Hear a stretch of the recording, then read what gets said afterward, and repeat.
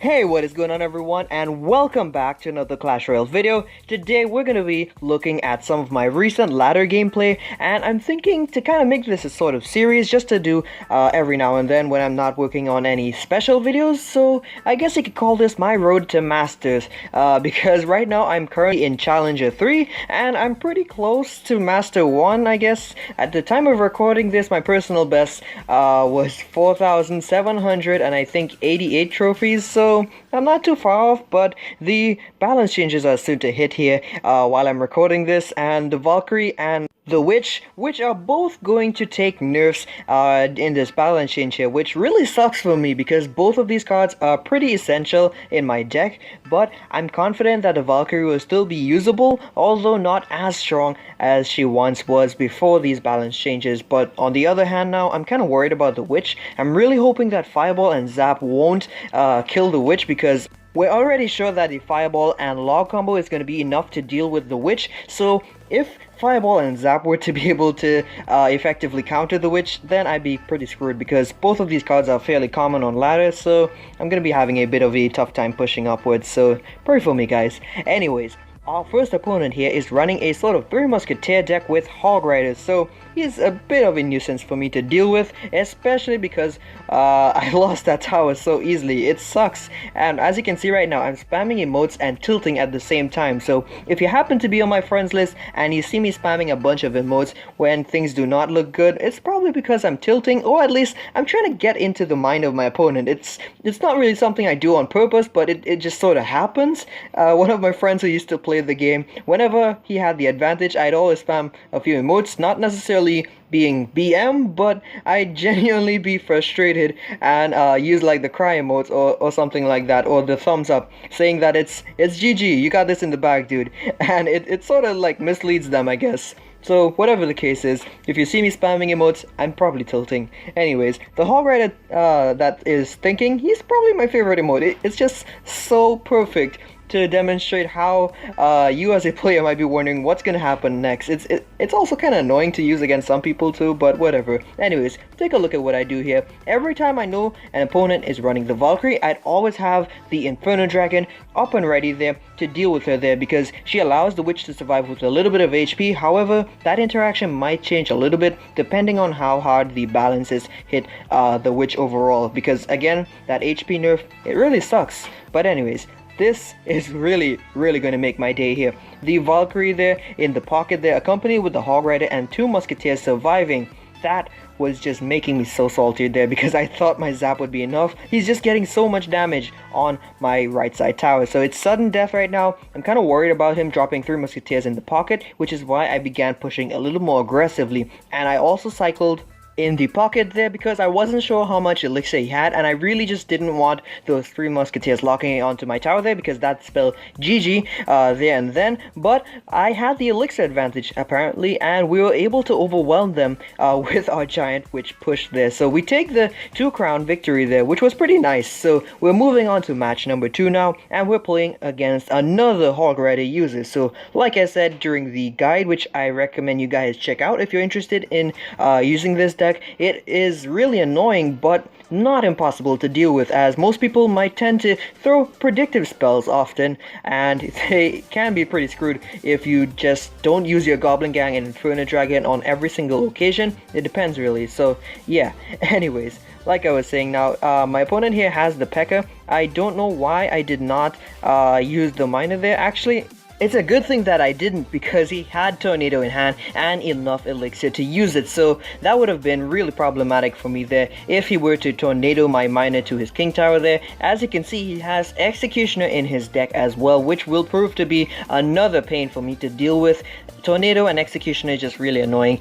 And speaking of the tornado, my opponent decided to pull my witch along with her skeletons towards the P.E.K.K.A. like I would have demonstrated in a previous video. It allows you to be able to just get rid of whatever supporting units that your opponent happens to be using there, and it can prove to be very fatal if done in the right timing. However, my opponent misaveraged when the witch was about to spawn her skeletons, so she actually really clutched it there, and with the help of the Inferno Dragon we were able to mitigate a lot of damage overall, because that P.E.K.K.A. would have been really annoying to deal with if we didn't burn her to a crisp using our Inferno Dragon, and I believe he did have Zap in hand at that point in time. So yeah, you can imagine that he'd probably reset the Inferno Dragon in time to get a swing or two on our tower, which would have been really devastating to us. So what you're seeing right now is just my attempt there to just distract the Ewiz while still mounting a push, and this is when he reveals his Executioner. So right there and then I knew this was not going to be easy anymore, but we did take his right side tower, which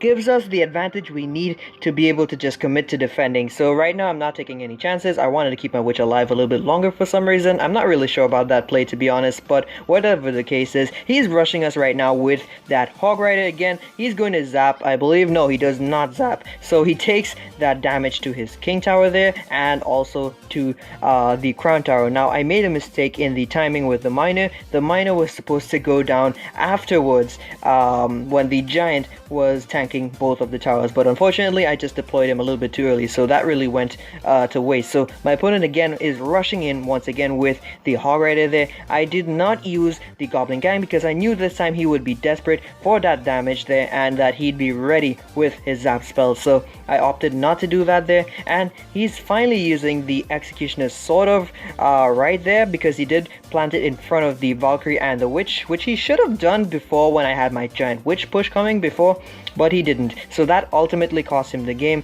and as a result we were able to make a lot of great plays around him. So we take 2 crowns once again there. I send him a little bit of kisses there for good luck, and that is that for match number 2. Now if you guys haven't tried it already, I'd strongly recommend you guys check out the Spartan Elite Energy Drink. You can check out links to the site in the description down below, and you can get a discount on your next purchase using my discount code there. So anyways, we're going to be moving on to match number 3 now, and we're up against Cascavel, I guess. I'm not really sure what his name is there, but you know how it is here. We'll just call him Steve.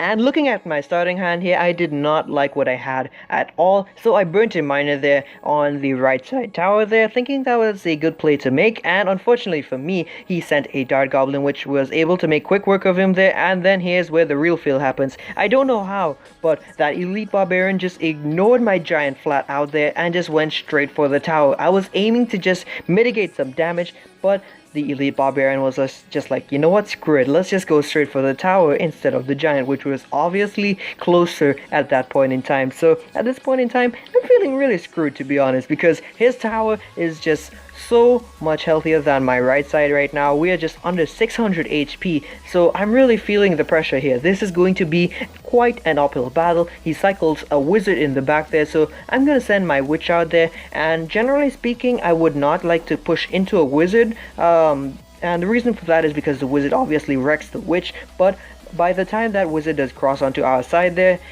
the witch isn't really in range of him yet, and he fireballs the witch and the King Tower, waking it up early. And while he was doing this, I thought I'd try to use my Goblin Gang there just to deal with the wizard a little cheaply and still keep myself protected from his Elite Barbarians by having my Valk in hand. But as you can see, that obviously did not work out for us at all, so I'm feeling the pressure, so I decided to push with an aggressive Giant at the bridge there. So I poisoned, and at this point in time I did not know that he had Minion Horde in his deck, so if he had the elixir for it, that would spell GG for us there and then, because I would not have been able to stop it with the Miner tanking up front. But thankfully he just defends with a Goblin Gang, which I was able to zap down and get some value, so we're not that far off from catching up to him once again. So I'm gonna cycle yet another Miner there just to get some chip damage. There's a minute left on the clock, it's double elixir, and we bring down that tower to zap range. So we're gonna have to deal with these Elite Barbarians, as they are really annoying the living daylights out of me right now. So I decided to drop my Valkyrie there, and conveniently he had a Dart Goblin there, which just added to the value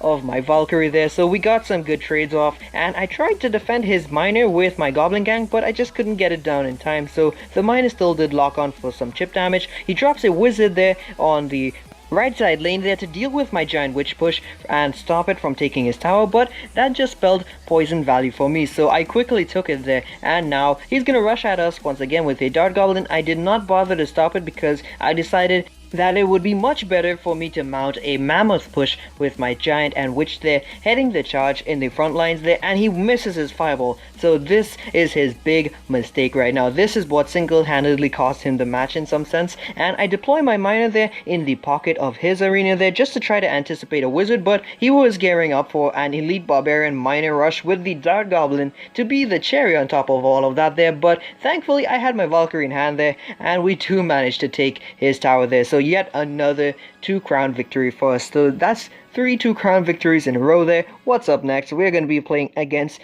Zero, who is using a sort of bait deck with the Skeleton Army and Inferno Tower, I guess. I'm not really sure what this guy was really doing up here with this deck, but it did prove to be very effective against my own deck here because he has the Inferno Tower and the Valkyrie to deal with both my Giant and Witch very easily, and he also has both the Ice Wizard and regular Wizard to top it all off there, so my Witch really isn't going anywhere anytime soon, so I just really have to take that damage there, well, lose my troops actually, what am I saying? So this is where he reveals he has the Goblin Barrel, and as you would know, this deck does not pack a zap spell, which makes it a little bit harder for me to deal with Goblin Barrel and bait in general, so I had taken a lot of damage there from that one stab goblin, and he also has the rocket spell to basically nuke my towers anytime I drop a witch nearby. So again, upon closer inspection, this matchup seemed pretty frustrating for me to deal with,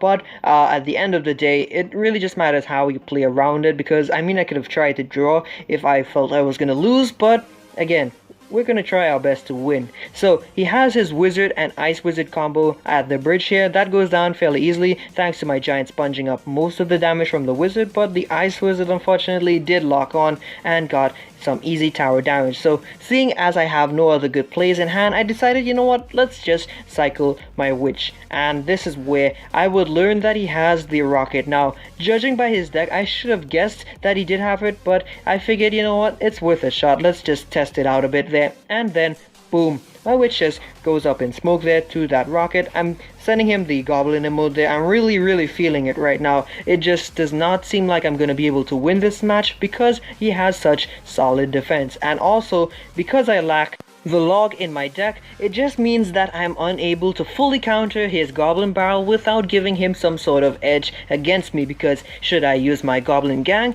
he gets log value. If I were to use my Valkyrie, his wizards are perfectly safe to use. So again, not really looking too pretty right now. So what I'm gonna do here is just cycle another Valkyrie there, dealing with 2 of the goblins at once, and we're sitting pretty badly right now. Things are not looking good. I'm trying again to get some chip damage. He blocks my miner with his skeleton army and Valkyrie to top that off there. I poison thinking I'm getting some good value, and he's gonna be ready once again with that Goblin Barrel fairly soon. So again, now is the time where I'm thinking really hard about the plays that I make, and I decided, you know what, it is time enough that I stopped just feeding into his pushes. So what I'm about to do now is I'm going to start pushing into the opposite lane pretty soon, because Miner and Goblin Gang, if you do decide to push in the opposite lane at any point in time, if you do execute that push properly, you can really annoy people with it overall. So I'm trying my best here to just continue pushing with my giant witch here, and it does not look too good overall. We're gonna poison again, getting some decent chip damage. He thinks I'm focusing so much on the right side tower right now, and this is where I'm thinking I have to try my best here. He cycles his Goblin Barrel onto the same spot there in front of my tower, which gives my Valk some good value. So now that I saw him use his log predictively, I decided to rush in with my Goblin Gang and Miner. He guesses wrong with the skeleton army there, and take a look at this right now. From full HP, his left side tower just goes down really quickly there. So he gives us the thumbs up, and that spells the end of match number 4 there. So like I said before, Miner and Goblin Gang are super deadly, which is why I'm so happy that I maxed out my Goblin Gang recently there. It no longer dies to zap. It'll still die to a lot of other things, but at least it does not die to zap. So I can rest easy now and push harder with my Miner and Goblin Gang combo, which does save me in a number of matches. So right now we're going to be fighting off against Arminius, I guess. Arminius, I'm not really sure how to pronounce this guy's name, but he's playing 3 Musketeers, so we're going to be dealing with his pump right now, and we're going to be poisoning his 3 Muskies, which he did not need to place in the same lane. I really don't get why he put them all together. That's just putting all your eggs in one basket, so that was a poor play overall for him.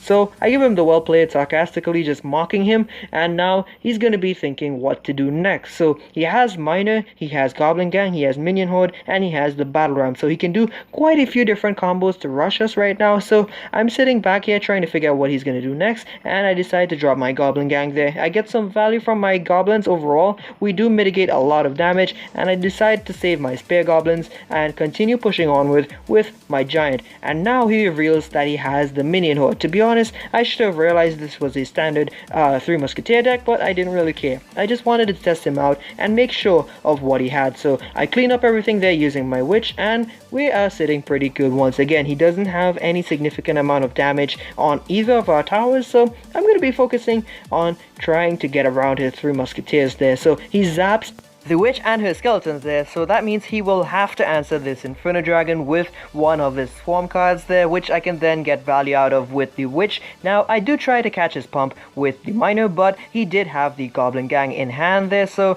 I couldn't really get the Miner to lock on, so I just drop a poison there. We did smother the spare goblins a little bit there, so not too bad overall. But with our poison out of hand, he is now going to split push right now. He's using his Minion Horde and Miner on the right lane, and I kind of failed the Miner prediction there, so rip me there. But he does push on the opposite lane with the Battle Ram as well. However, I'm able to really mitigate damage there using my own Goblin Gang, and once again he burns a zap spell. So now I'm going to be pushing up front with my giant, tanking for the witch here, and we're going to poison all 3 of those musketeers. Again, he is putting all of them in the same lane, which is really hindering his own chances at defending better while counter pushing too. He's just setting himself up here, so it's just making my life much easier in the process. So I'm just gonna try to cycle Miner once again here, getting some chip damage. I give him the well played. He guesses wrong with his own Miner there, trying to block the pump. I send in my Goblin Gang there, just hoping to get a stab or two, and I do get a little bit of damage done there, so that's looking pretty nice for us overall. So what am I gonna do, folks? I'm gonna go all in now. As the timer runs out, he will have to be very careful with how he defends. And again, this guy is just making it so easy for me right now by deploying his 3 musketeers all in the same lane. Had he just split the musketeers, he would have had a better shot at defending this overall and coming back into the game, but he chose not to. So overall, I'm really disappointed with him, how he did not just do the basic strategy with 3 musketeers. I mean, come on, everyone split 3 musketeers. But if you haven't picked up 3 musketeers, make sure that you do remember to split them, unless it's a 3 musketeer mirror match and the opponent doesn't have something like the Valkyrie in hand. So now we're moving on to our last match, and my last match is against my opponent here named Bree. Now Bree here, she's going to give me quite the run for my money here, as this match is going to go south really fast here, because I made some really careless mistakes and they would have come back to bite me really early on here in this match. So she drops an Inferno Tower here, and she also has that Valkyrie. So she has some good answers to my giant witch push here, and she also has the princess, which again will be able to snipe my pushes from a distance here. So I tried to just get rid of that Inferno Tower as best as I could here, but I overcommitted with my zap. I really shouldn't have used that zap, because look at what is going to come back now at me here. I did not know she had bats on top of everything else, so I was counting on dealing with just the spare goblins and the Valkyrie there. So as you can see on the screen right here now, I am totally screwed on so many levels because of that one zap spell there. Had I not used it, I probably would have been able to defend that so much better, and now she's just laughing at me non-stop. So all of that laughter there on top of my careless mistake just really added insult to injury. So right now, looking at things here, I see 1 minute and 30 seconds left on the clock, and I have to make a miracle happen, because I can't really expect to push to her tower so easily with the time left. So I'm trying my best here to make something happen, and I poison the Goblin Gang there, knowing that the witch would be able to take care of the spare goblins. I get some decent damage off as she ignores the witch there. So that makes my life a little bit easier for me right now, seeing as the tower is just on 1100 HP roughly there. But she quickly punishes my goblin gang there with her princess, getting some really good value out of that there. So I'm really feeling the burn right now, but she does not kite my Valkyrie, and she plays a goblin gang on top of her there. So that's a really questionable play overall there. So I'm just looking at the fact that I made a good positive trade there, and right now I'm actually going to ignore the bats and miner push on the left lane. Now that would ordinarily be suicide to do for any player, but I figured, you know what, I had nothing else to lose really, because I was already in a losing spot there. So by just reserving my elixir there and conserving the zap spell for the Inferno Tower, I ensured myself a chance at being able to push through with my giant there, and this allowed me to be able to just get some much needed tower damage. And as you can see, the time is running out right now. I quickly send my miner there. She guesses wrong with the spear goblins. I zap just to make sure that I take it out.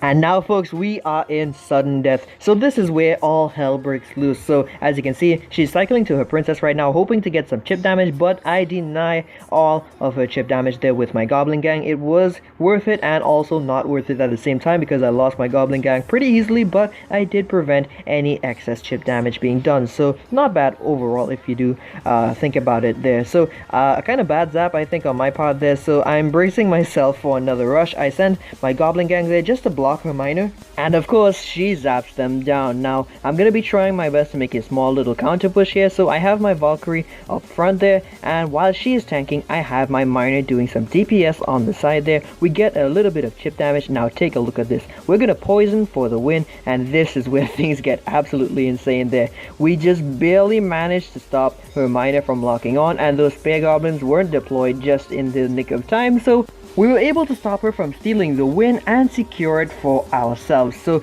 before we wrap things up here folks, I just want to give a quick shout out to my good friend and clanmate Nader. He was spectating me on that last match there, providing us with some much appreciated support there with his use of emotes just to BM her at the end there. So with that being said there folks, if she just happened to deploy those spear goblins a little bit closer, she probably would have walked away with the win, but regardless, she was unable to do so. So that really wrapped things up for this video here today. I hope you all enjoyed this first episode in my series of my road to Master 1. So with that being said there guys, thank you all so much for watching, and as always, remember, if you keep on digging, you'll eventually strike gold, but even then, keep on digging deeper. You'll eventually come across something even more worth your while. So once again everyone, thank you so much for your time, and I hope to see you all in the next one.